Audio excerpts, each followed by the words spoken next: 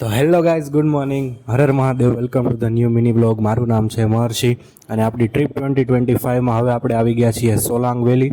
તો મનાલીથી બાઇક ઉપર ટ્રાવેલ કરી અને પાછા આપણે સોલાંગ વેલી આવી ગયા છીએ અને અહીંયા આપણે જવાના છીએ અંજની મહાદેવ મંદિર. તો આ જે મંદિર છે થોડુંક ઉપર છે, તો આપણે ઘોડા રેન્ટ ઉપર લઈ લીધા છે અને ઘોડા ઉપર બેસી અને આપણે ત્યાં જવાનું છે. અને અહીંયા પહોંચ્યા પછી અહીંથી 200 જેટલી સીડી છે, 200 જેટલી સીડી ચડી અને ઉપર જ મંદિર છે.